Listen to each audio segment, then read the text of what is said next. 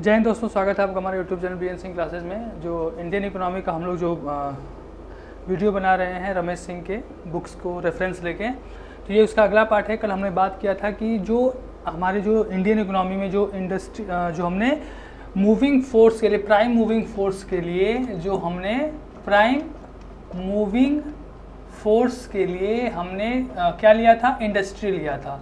तो as industry क्यों लिया था, क्या प्रॉब्लम्स थी, इसको हमने कल डिस्कस किया था। और एग्रीकल्चर क्यों नहीं लिया, इसको भी हमने डिस्कस किया था। अब हम लोग उसके आगे बात करते हैं, ठीक है। अब देखिए उसके आगे हम लोग बात करें तो देखिए 20th सेंचुरी का लास्ट डिकेड आधे मतलब लगभग last decade of 20th century 1990 तक जो वर्ल्ड बैंक या जो IMF थे, यानी कि जो दुनिया की जो नज़र थी, दुनिया की जो सोच थी एग्रीकल्चर को लेके, क्योंकि एग्रीकल्चर को क्या एक पिछड़ा माना जाता था। मतलब एग्रीकल्चर यानी एग्रीकल्चर सेक्टर को एक पिछड़ेपन की निशानी मानी जाती। जो भी कंट्रीज़ को अडॉप्ट करता था उसको ये माना जाता था कि ये जो एग्रीकल्चर सेक्टर है ये एक पिछड़ेपन की निशानी, यानी कि जो इकोनॉमी है वो पिछड़ेपन में पिछड़ा हुआ इकोनॉमी है।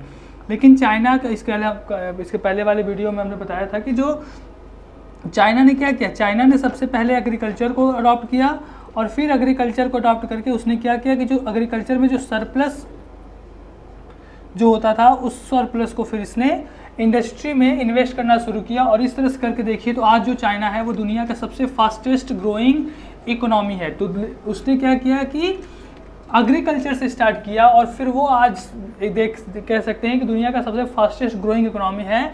तो वहाँ उसने क्या किया जी, जो लोग एग्रीकल्चर को यानी कि कृषि को पिछड़ेपन की निशानी मान रहे थे, अब वो लोग क्या हो गए कि उनकी मुंह बंद हो गई, उनकी बोलती बंद हो गई और एग्रीकल्चर को अब 19th सेंचुरी मतलब 20th सेंचुरी के लास्ट डिकेड में एग्रीकल्चर को पिछड़ेपन की निशानी अब नहीं माना जाने लगा था, ठीक है।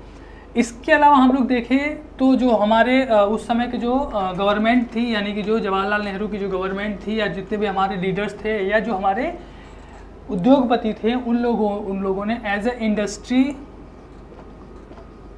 लिया, ठीक है, एज ए इंडस्ट्री लिया प्राइम मूविंग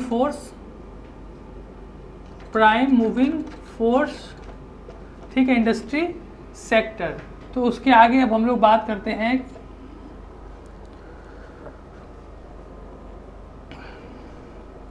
ठीक है। तो इतना सब होने के बावजूद भी हम लोगों ने कृषि के बदले इंडस्ट्री को क्यों लिया, ठीक है। यही सवाल कल भी हम लोग बात कर रहे थे, आगे भी हम लोग इसी क्वेश्चन पर बात करेंगे। इसी क्वेश्चन को लेके हम लोग आगे बात करने वाले हैं, ठीक है।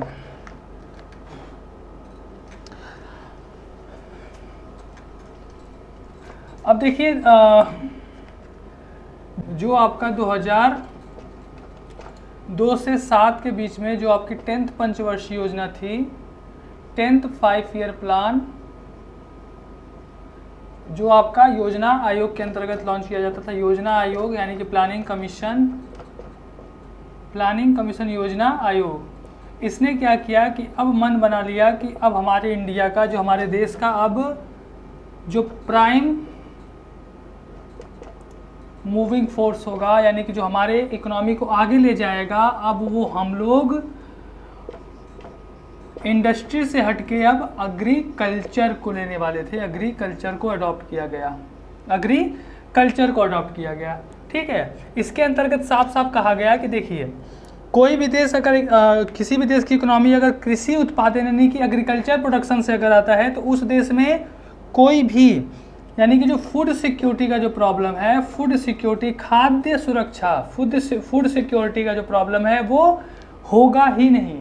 पूरी दुनिया में जो आपके खाने की जो प्रॉब्लम है वो नहीं हो सकता। और WTO वर्ल्ड ट्रेड ऑर्गेनाइजेशन के माध्यम से पूरे दुनिया में जो भी आपके एग्रीकल्चर के जो आइटम्स हैं उनका हम लोग एक्सपोर्ट कर सकते हैं। तो इससे जो होगी हमारी इकोनॉमी जो होगी वो आगे बढ़ेगी, बूस्ट करेगी। इसके अलावा और हम लोग देखें तो एग्रीकल्चर को as a prime moving sector के रूप में अपनाने के लिए हम लोग देखते हैं तो बाजार की दृष्टि से इंडिया को एक फेल्योर स्टेट माना जाता था, ठीक है। बाजार की दृष्टि से देखें तो एक विफल बाजार कह सकते थे कि फेल्योर था। लेकिन अगर हम लोग एग्रीकल्चर को अडॉप्ट करते हैं तो ये जो लोगों की नज़रिया है कि इंडिया एक फेल्योर मतलब बाजार की दृष्टि से एक विफल है, तो ये जो नज़रिया है लोगों का, वो दृष्टिकोण हमारे तरफ से जो हमारे लिए जो दृष्टिकोण है वो बदल जाएगा, यानी कि वो चेंज हो जाएगा। उनकी जो नज़रिया है वो इंडिया को देखने का जो नज़रिया है वो बदल जाएगा। ठीक है, वैसे अगर हम लोग देखें एग्रीकल्चर, तो 2002 के समय में एग्रीकल्चर को तो ले लिया गया मूविंग फोर्स के लिए, लेकिन फिर भी हम लोग एग्रीकल्चर को अगर देखें तो इसका हमारे जीडीपी में जो हमारा ग्रॉस डोमेस्टिक प्रोडक्ट है, कंट्री का सकल घरेलू उत्पाद, इसमें योगदान जो है वो मात्र 17.4% है। ठीक है, 17.4% जीडीपी में इसका कंट्रीब्यूशन है। और अगर हम लोग एम्प्लॉयमेंट की देखें, अगर जो ये रोजगार उपलब्ध कराने की देखें, तो हमारा जो एग्रीकल्चर है, एग्रीकल्चर से अब तक की सबसे ज़्यादा एम्प्लॉयमेंट जनरेट होता है। 48.7% एम्प्लॉयमेंट जनरेट करता है एग्रीकल्चर सेक्टर। ठीक है, जीडीपी में योगदान इसका सिर्फ 17.4% है, लेकिन सबसे ज़्यादा अगर एम्प्लॉयमेंट जनरेशन की बात करें तो वो आपका 48.7% एग्रीकल्चर जनरेट करता है, इस सेक्टर से आता है। ठीक है, अब इसके बाद हम लोग देखें जो इंडिया था, भारत था, जब शुरू में जब ये 1947 में जब कंट्री आज़ाद हो गई, जो हमारे लीडर्स थे, जो हमारे नेता लोग थे, जो भी हमारे लोग थे जिन्होंने जो मतलब भारत को आगे ले जाने की बात कर रहे थे, सोच रहे थे, तो उन लोगों ने इंडियन इकोनॉमी को देखे तो कैसे मतलब शुरू किया। तो एक तो था आपका plant economy, plant and mixed economy.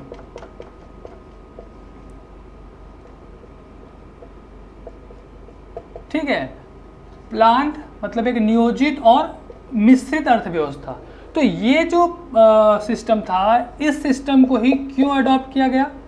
ठीक है, फ्री मार्केट क्यों ना कर दिया गया, या ये सब चीज़ें क्यों नहीं की गई? तो इसके पीछे तो 3 कारण थे। उस समय के 3 ऐसे सिचुएशन थे, 3 ऐसे प्रॉब्लम थे जिनकी वजह से जो हमारे जो लीडर्स थे या जो हमारे देश के जो उद्योगपति थे या जिन लोगों ने ये सब सिस्टम बनाया था, उन लोगों के सामने 3 प्रॉब्लम्स थी उन जो पास्ट में हो चुकी थी, और उनके मतलब उन सबको देखते हुए इन लोगों ने एक प्लांट और मिक्स्ड इकोनॉमी को ही चूज़ किया।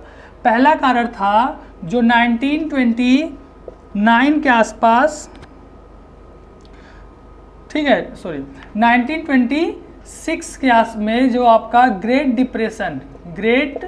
डिप्रेशन यानी कि महामंदी आई थी, इसके वजह से इन लोगों ने इस इकोनॉमी को, इस सिस्टम को चूज़ किया।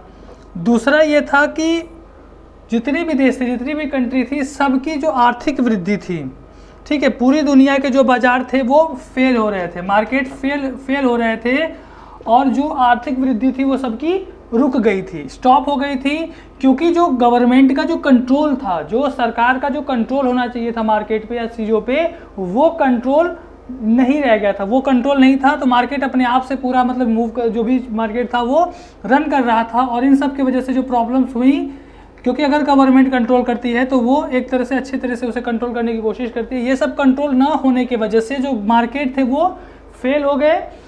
तो ये सब चीज़ों को सोचते हुए जो हमारे लोग थे, उन्होंने इस सिस्टम को अडॉप्ट किया। तीसरा अगर हम लोग कारण देखें तो तीसरा कारण ये था कि जो उस समय की दुनिया के जितने भी बड़े देश थे, जैसे मान लीजिए आपका यूएसएसआर हो गया, और आपके ईस्ट यूरोपियन कंट्रीज,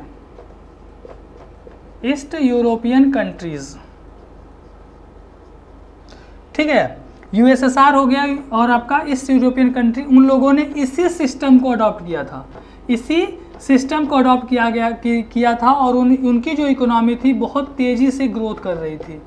तो इन सब 3 कारणों की वजह से जो हमारे जो राजनेता या जो हमारे उस समय के उद्योगपति थे, उन लोगों ने इसी सिस्टम पे कंट्री को आगे ले जाने की बात की। अब इसके अंतर्गत हम लोग देखते हैं तो जो अब इस चीज़ को आगे ले जाने के लिए जो चीज़ काम करने वाला था, वो सबसे इम्पॉर्टेंट किस चीज़ के सहारे ये सब चीज़ें होंगी, क्योंकि हम इंडस्ट्री को अपना रहे थे, तो आगे कौन ले जाएगा, इसके अंतर्गत बात की गई। तो सबसे पहले ये हुआ कि पब्लिक सेक्टर जो यूनिट्स हैं, यानी कि जो आपके सार्वजनिक क्षेत्र हैं, उनको आगे ले जाने, उनको आगे बढ़ाना चाहिए था, ठीक है। अब अगर पब्लिक सेक्टर की हम लोग बात करें तो देखिए सबसे पहले तो पता ही होगा कि उस समय का जो शुरुआती समय था इंफ्रास्ट्रक्चर एकदम जीरो, मतलब इंफ्रास्ट्रक्चर के नाम पे हम देखें तो कोई भी मतलब कुछ नहीं था देश में। अगर हम लोग नॉर्मली इंफ्रास्ट्रक्चर की बात करें तो इलेक्ट्रिसिटी हो गई आपकी, कम्युनिकेशन,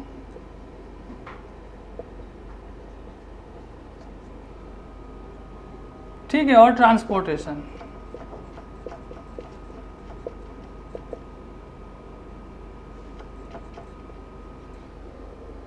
ठीक है, तीनों की स्थिति एकदम खराब थी।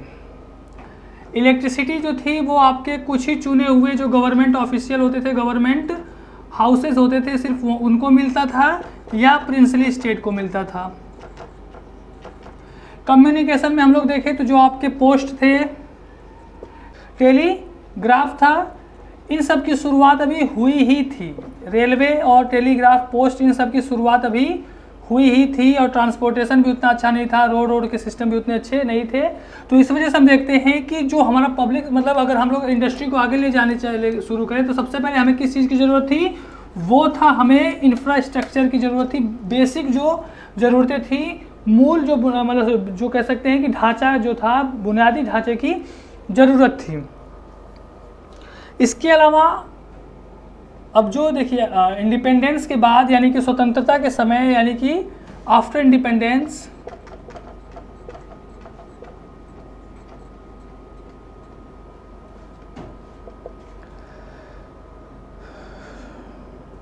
ठीक है, तो पीएसयू सेक्टर में हम लोग जो अभी इंफ्रास्ट्रक्चर की बात की है वो तो आपका इसकी स्थिति खराब ही थी। अब हम लोग देखें इंडस्ट्रियल सेक्टर की क्या उस समय स्थिति थी।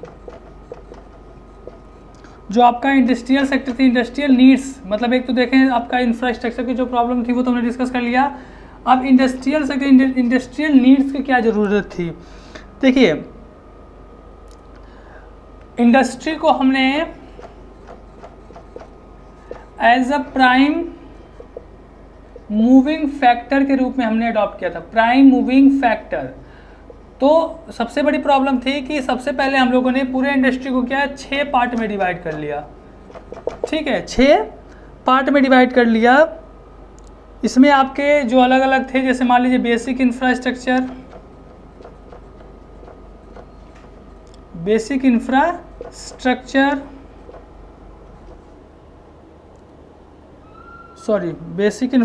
हो गया, बेसिक इंडस्ट्रीज,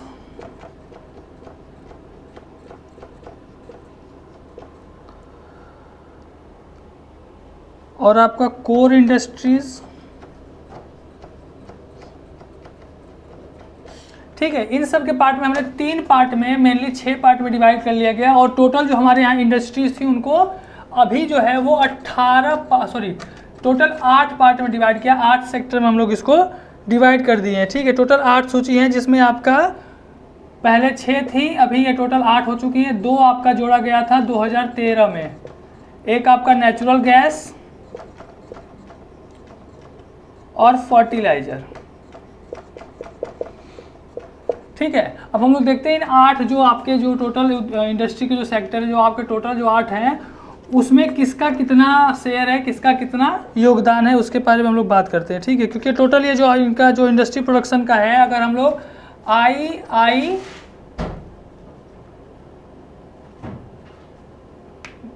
ठीक है IIP के अकॉर्डिंग देखें तो 47.27% इसका शेयर है। मतलब ये जो टोटल जो 8 सेक्टर मिला के, इंडस्ट्री के सेक्टर जो मिला के इनका इतना भार है।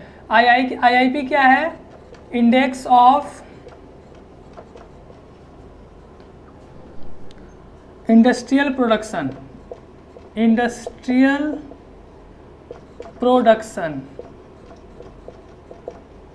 ठीक है। अब जो टोटल 8 है उनमें कौन कौन से, उनको हम लोग देखते हैं। देखिए सबसे पहले जो रिफाइनरी प्रोडक्ट हैं, रिफाइनरी प्रोडक्ट ये आपका 11.29%, इलेक्ट्रिसिटी 7.99%, स्टील 7.22%, कोयला 4.16%, नेचुरल गैस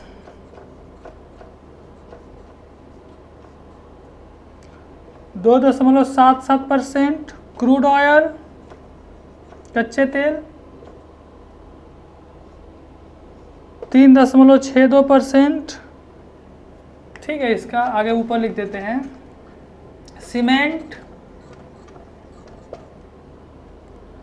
2.16% और फर्टिलाइजर 1.06%। ये टोटल 8 कोर सेक्टर हैं जो अलग अलग प्रोडक्शन करते हैं। टोटल इनका जो भार है वो आपका 47.26% है। ठीक है, अब इसके बाद हम लोग बात करेंगे मेनली जो इम्पोर्टेंट जो चैप्टर है वो मेनली स्टार्ट करेंगे। ये आपका मेनली जो इंडिया है वो भारत ने एग्रीकल्चर क्यों नहीं स्वीकार किया as a prime factor, prime movie factor में उसने एग्रीकल्चर की जगह इंडस्ट्री को अडॉप्ट किया, क्या सिचुएशन थी, कैसे था, ये सब हमने इसमें डिस्कस कर लिया। अब हम लोग इम्पॉर्टेंट जो चैप्टर है वो कल से डिस्कस करेंगे। प्लानिंग कमीशन, योजना आयोग, और जो आपका ये था इसके बारे में डिस्कशन करेंगे कल से। इम्पॉर्टेंट चीज़ इसमें से एक चीज़ और ये है कि जो आपका प्लानिंग कमीशन है, जो योजना आयोग है, इसको बदल के 2015 में, ठीक है, 2015 के शुरुआत के समय में जो आपके अभी रिसेंटली जो प्राइम मिनिस्टर है नरेंद्र मोदी गवर्नमेंट ने योजना आयोग को बदल के इसके जगह पे नीति आयोग कर दिया है। नीति आयोग, ठीक है, नीति आयोग। तो इसके बारे में हम लोग डिस्कस करेंगे। नीति आयोग क्या है, प्लानिंग कमीशन को चेंज करके नीति आयोग क्यों किया गया, नीति आयोग आखिर नाम बदलने में क्या हुआ, क्या प्रॉब्लम है, तो इन सब के बारे में बात करें। अगले चैप्टर में हम लोग बात करेंगे प्लानिंग कमीशन, योजना आयोग के बारे में, और जो आपके पंचवर्षीय योजना है उस पर भी हम लोग स्पेशल वीडियो बनाएंगे हर एक योजना को। ठीक है, टोटल 12 पंचवर्षीय योजनाएं हैं। ठीक है, तो इसके बारे में हम लोग बात करेंगे कल। थैंक यू, जय हिंद।